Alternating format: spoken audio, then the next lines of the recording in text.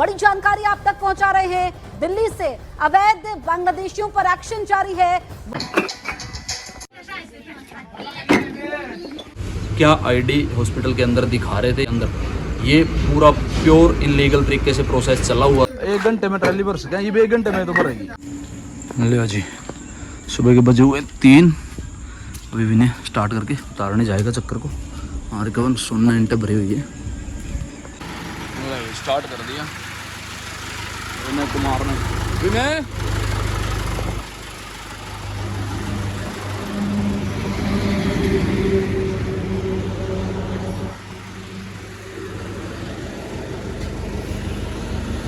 ये ईंट दोबारा लेके डाएंगे विनय। वैसे ही है, वैसे तो सेट है।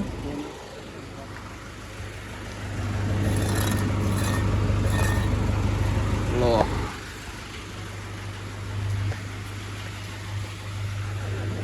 सही होगी।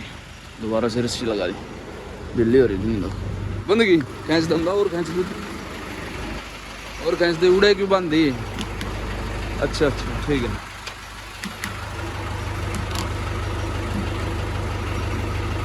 जल्दी ले जा, या तो पहला इसने कर दियो खाली से उसने कर दियो।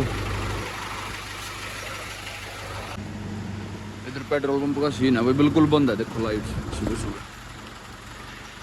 चंदा मामा जी महाराज, बादल छाए हुए हैं। कल भी बारिश हुई थी।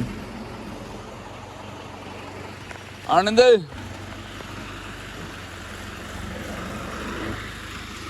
आराम दे, जान दे, रेस दे ले। दोबारा ले, दोबारा अब ले, काट ले, काट ले। इतना रोड पे ले गया ट्रैक्टर ने। काट दे फुल। गाड़ी आओ आगे दे, अपनी साइड में रखिए, अपनी साइड में रख। चल ले फिर, ले चल। रुक गई गाड़ी दे।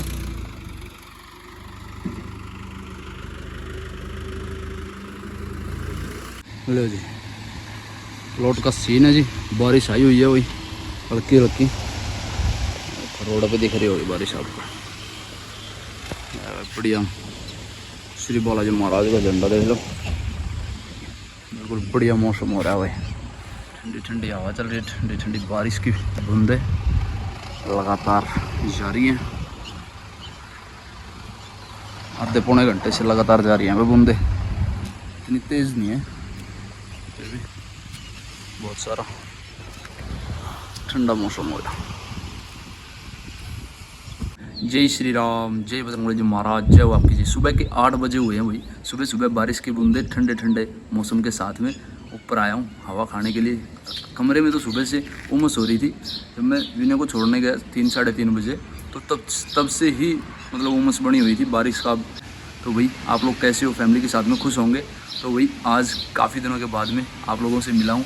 आई होप कि भाई सभी खुश होंगे अपनी फैमिली के साथ में। मैं भी सही हूँ और काम पे हूँ। तो भाई शुरू करते हैं जी। तो भाई जैसे हरियाणा के अंदर अभी हाल फिलहाल में बारिश हो रही, तो 2 साल से हरियाणा के अंदर बारिश नहीं हो रही है। अदर स्टेट जो हमारे भारत के अंदर अदर स्टेट है, सारी स्टेटों के अंदर बारिश हो रही है 2 साल से। लेकिन हरियाणा के अंदर ही ओनली ऐसा स्टेट हमारी है जिसके अंदर बारिश नहीं हो रही है अच्छे तरीके से। जैसे पहले बारिश होती थी 10 दिन के लिए लगातार, 8 दिन के लिए लगातार, 6 दिन के लिए लगातार, बहुत ज़्यादा अच्छी बारिश होती थी। तो उससे फसल भी अच्छी होती थी और भाई जो भी हमारा पोल्यूशन है वो भी कम हो जाता था। तो अच्छे तरीके से बारिश के होते हुए अच्छे तरीके से हरियाणा हमारा जो है सर्वाइव कर रहा था। लेकिन 2 साल के अंदर अंदर बहुत ही कम बारिश हुई है। वो भी अब आप उसको पोल्यूशन के अंदर लगा लो कि भाई हरियाणा में बहुत ज़्यादा पोल्यूशन हो रहा है। दिल्ली एनसीआर के अंदर वैसे तो पोल्यूशन बहुत ज़्यादा ही है, लेकिन जो दायरा होता है दिल्ली एनसीआर का, हरियाणा का जो सटा हुआ दिल्ली के साथ साथ में एरिया है। वैसे दिल्ली में तो बहुत ज़्यादा पोल्यूशन रहता ही है।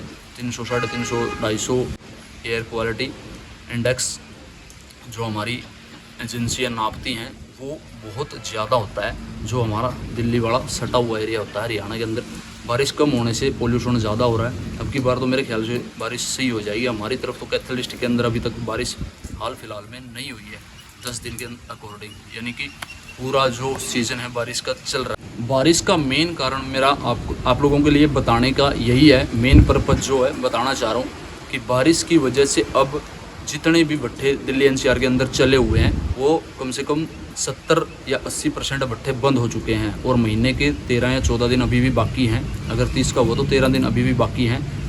जो दिल्ली एनसीआर के अंदर 4 महीने भट्टे चलते हैं उसके 13 दिन अभी भी बाकी हैं। लेकिन अब के बाद में गार बिल्कुल भी नहीं दी जाएगी, कच्ची ईंटें अब भट्टों पर बिल्कुल भी नहीं बनेंगी। आज से 10 दिन 5 दिन एक हफ़्ता पहले ही बहुत सारे भट्टे यानी कि 50% भट्टे बंद हो चुके हैं दिल्ली एनसीआर के अंदर। अब जो 13 या 14 दिन बचे हुए हैं महीने के आखिरी के चौथे महीने के, इसके अंदर पूरे भट्टे बंद हो जाने हैं। लेकिन जिन भट्टों के अंदर कच्ची ईंटें भरी हुई हैं वो पूरी 30 तारीख तक चलेंगे और जिन भट्टों के अंदर ईंटें नहीं बची हुई हैं वो 10 दिन के लमसम बंद हो चुके हैं। दीवार लग चुकी हैं और लेबर जा चुकी है, आग बिल्कुल भट्टे से बंद हो चुकी है। जिन भट्टों के अंदर कच्ची ईंटें आज भी मौजूद हैं वो ही सिर्फ 10 या 20% भट्टे अभी भी हैं जो लगातार चले हुए हैं, जिनके पास में ईंट भी पूरी हैं और लेबर भी अभी भी बैठी हुई है। उसका हिसाब करेंगे और उनको घर भेज देंगे। अब इसके अलावा इसके बाद में ये मौसम साफ़ होने की वेट नहीं करेंगे, क्योंकि अब से एक हफ्ते के बाद में जो पसार हैं वो सुधरेंगे, फिर दोबारा से गार दी जाएगी और फिर पथाई की वेट करेंगे या फिर सूखेगा, बारिश होगी। अब आगे भी बहुत सारी बारिश बताई गई है मौसम विभाग के थ्रू। तो अब जो है दिल्ली एनसीआर के भट्टों के दीवार बहुतों की लग चुकी है और जो बचे हुए हैं वो 30 तारीख तक चलेंगे। जिनके पास ईंट है बाकी सारे भट्टे बंद हो चुके हैं, यानी कि 70 से 80% भट्टे बंद हो चुके हैं। 99% 2 या 3 दिन में भट्टे बंद हो जाएंगे। 1-2% भट्टे चलेंगे जो 30 तारीख तक, जिनके पास में पूरा कच्ची ईंटों का स्टॉक है और जिनके पास में पूरा अपना जो बजट है वो बचा हुआ है। बाकी लेबर की अब पूरे भट्टे वाले छुट्टी कर। अब बात कर लेते हैं पहलगाम हमले के बाद की बातें हैं, जो भी हमारे दिल्ली एनसीआर के या फिर हमारे पूरे भारत के अंदर जो भी भट्टे चले हुए हैं उन पर जो भी लेबर वाले रहते हैं, निकासी वाले हो गए, जो भी भट्टों पर लेबर पड़ी है 2-2, 3-3, 4-4, 10 साल से भी लेबर जो भी हमारे भट्टों पर पड़ी हुई है उनके बारे में मैं आपको पहलगाम जो हमारा अटैक हुआ था 28 लोग हमारे जो मरे थे बहन भाई, बहुत अच्छे एजुकेशन और नौकरी पेशे वाले बढ़िया जो पोस्ट वाले बढ़िया ऑफिसर थे वो सारे मौजूद थे। जो 28 हमारे बंदे मरे हैं पहलगाम हमले के अंदर।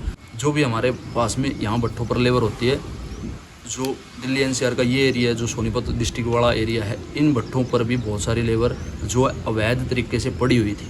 अवैध तरीके का मतलब वो बता देता हूँ मैं, जो अवैध प्रवासी होता है हमारे देश के अंदर, जिसके पास में कोई भी आईडी, कोई भी आधार, कोई भी पैन कार्ड, कोई भी आइडेंटिफाई करने के लिए अगर हम उनसे पूछें कि भैया आपके पास में कोई आईडी है, तो उनके पास में कोई भी आईडी नहीं है। लेकिन फिर भी हमारे देश में वो मौजूद थे, अपना जो है सर्वाइव कर रहे थे, अच्छे मतलब कि बच्चे भी पैदा कर रहे हैं, यहीं पे रहना, यहीं पे खाना पीना, मतलब कि बहुत अच्छे तरीके से उनकी लाइफ चल रही थी। जैसे जैसे हम वो बढ़ भी रहे थे।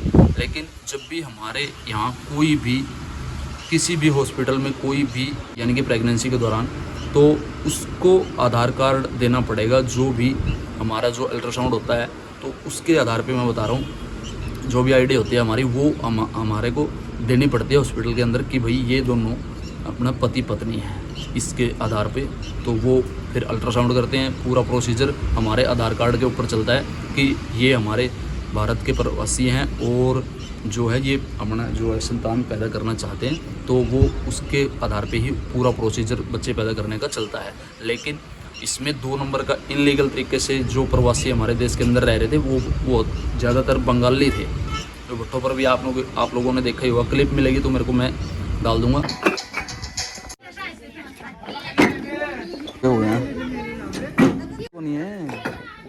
ये 1 घंटे में ट्रैली भर सके, ये भी 1 घंटे में तो भरेगी।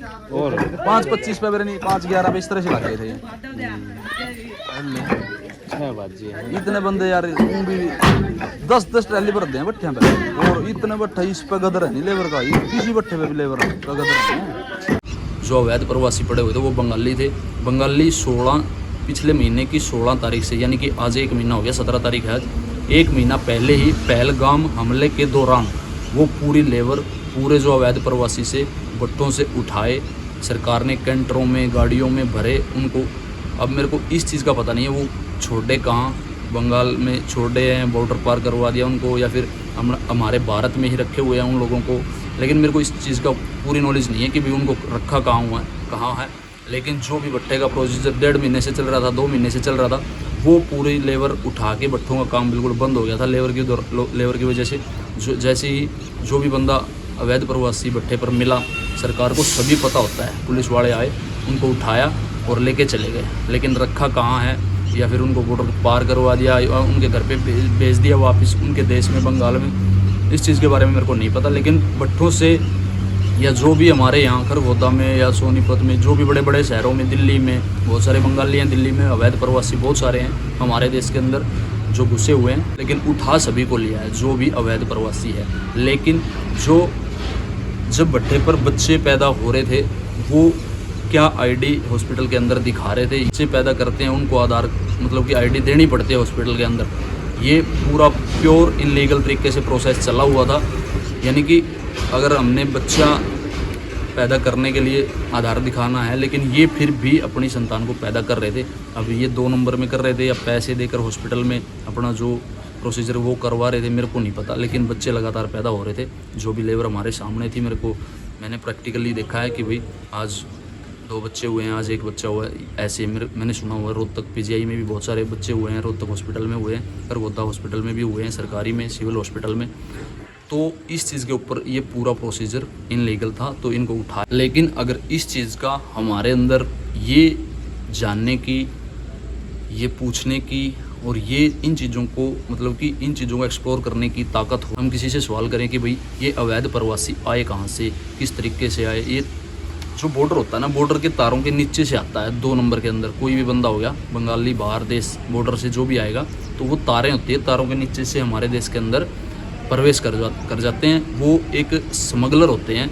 2 नंबर के इनलीगल तरीके से बंदे को, पाइप होते हैं बहुत बड़े बड़े, यानी कि जो 1.5 फुट का 2 फुट का पाइप हो गया, उसके अंदर से बंदे को डालते हैं और तारों के नीचे से अपने भारत के अंदर, बांग्लादेश की तरफ से, बॉर्डर के उस साइड से हमारे देश के अंदर धकेल देते हैं। उसमें बच्चे भी आगे, बूढ़े भी आगे और जवान भी आगे, लेडीज़ें होगी, छोरियाँ होगी, तो वो हमारे देश के अंदर प्रवेश करते हैं। बहुत साल से ये प्रक्रिया चलती हुई आ रही है। लेकिन सरकार ने इस सीज़न के चलते, जो पहलगाम हमला था हमारा देश के अंदर, जो भी अवैध प्रवासी थे देश के अंदर रहकर आतंकवाद फैला रहे थे, तो वो बंदे सरकार ने सूझबूझ के साथ में वो बंदे उठाए हैं, वो बंदे बाहर करे हैं। तो ये बहुत अच्छी प्रक्रिया मेरे को सरकार की लगी है। हमारे को बोलने का भी मौका मिला और जो अवैध प्रवासी थे हमारे, उनको बाहर निकालने का भी सरकार। हमारे देश का जो भी बंदा हो गया, वो अपने देश के अंदर आज़ाद नागरिक रहकर कुछ मतलब, मैं भी बहुत सारी चीज़ें मैं भी बोल नहीं पाता इस चीज़ के चलते, क्यों बड़े बड़े ठेकेदारों की जो लेबर होती है वो ख़राब ना हो जाए, इसी के चलते मैंने बहुत सारी पहले वीडियो में एक आदि में बोला होगा कि भाई ये अवैध तरीके से हमारे भट्टों पर लेबर पड़ी होती है। भट्टे का नाम तो मैं लेना नहीं चाहूँगा, लेकिन 4, 5, 7 भट्टे, 7, 10 भट्टे ऐसे हैं इस मार्केट के अंदर, जिसपे पूरी की पूरी लेबर बंगालियों की है, जो निकासी करते हैं। आपने बहुत सारे व्लॉग में देखा होगा, जो लगातार हमारे व्लॉग देखते आ रहे हैं, वीडियो देखते हुए आ रहे हैं, उनको बंगालियों को पूरी नॉलेज होगी कि भाई कैसे सर्वाइव कर रहे हैं और इनलीगल तरीके से। लेकिन बहुत सारे जिन भाइयों को नहीं पता, मैंने उनको बताया कि भाई ये जो बंगाली थे हमारे भट्टों के ऊपर, सोनीपत डिस्ट्रिक्ट के अंदर, दिल्ली एनसीआर के अंदर, ये बिल्कुल अवैध तरीके से बंदे थे। उस चीज़ के ऊपर खुल के बोल सकते हैं। लेकिन भाई बहुत सारी चीज़ें ऐसी होती है जो हम बता नहीं सकते। अभी भी बहुत सारी चीज़ें ऐसी है जो पर्दे के अंदर होती हैं, सरकार के सामने हम मतलब इस चीज़ को एक्सप्लोर बढ़िया अच्छे तरीके से नहीं बोल सकते हैं। लेकिन इसमें बहुत सारी सुविधा हमारे को मिले, क्योंकि हमारे लोगों को काम मिलेगा, हमारे ही लोगों का मतलब कि पैसा बढ़ेगा, हमारा ही देश तरक्की करेगा। उस चीज़ के ऊपर मैं ये चीज़ बता रहा हूँ कि भाई अवैध प्रवासी का हमारे देश के अंदर कोई काम नहीं है। सरकार ने बहुत अच्छा कदम उठाया है। अवैध प्रवासी 10 लाख हों या 1 करोड़ हों, 1.5 करोड़ हों, 2 करोड़ हों, अवैध प्रवासियों की संख्या हमारे देश में बहुत ज़्यादा है। वो संख्या हमारे देश से बाहर होनी चाहिए, उसकी जगह हमारे बंदे काम करने चाहिए, हमारे बंदे। लेकिन हमारा देश है ना, जो बॉर्डर का एक दायरा होता है, उसके अंदर भाई किस तरीके से एंट्री कर रहा है अवैध प्रवासी, ये तो 2 नंबर हो गया। तो हमारे देश के अंदर हमारे ही लोग रहने चाहिए, आज़ाद देश के आज़ाद नागरिक हैं हम। तो भाई हमारे देश में वही लोग तरक्की करें जो हमारे देश के खुद प्रवासी हैं, जो हमारे देश के खुद नागरिक हैं, जिनको नागरिकता हमारे आधार कार्ड पैन कार्ड बना के सरकार ने दे रखी है, वही हमारे देश के अंदर रहने चाहिए। जो भी आए बाहर से वीज़ा लेके आए, सरकार परमिट उनको दे या ना दे। तो भाई आज की वीडियो में इतना ही। जो भी आपको नई जानकारी मिली हो तो भाइयों के साथ में शेयर करना, चैनल को सब्सक्राइब कर देना। और वही मिलते हैं आप अगली वीडियो में। अब जो भी जानकारी इकट्ठी होती है वो मैं आप लोगों के साथ में शेयर करता रहता हूँ। चैनल को सब्सक्राइब करके बेल आइकन प्रेस कर देना ताकि और नई वीडियो आपके पास में सुबह आती रहे। जय श्री राम जरूर लिख देना। जय बजरंग बली महाराज, जय हो आपकी।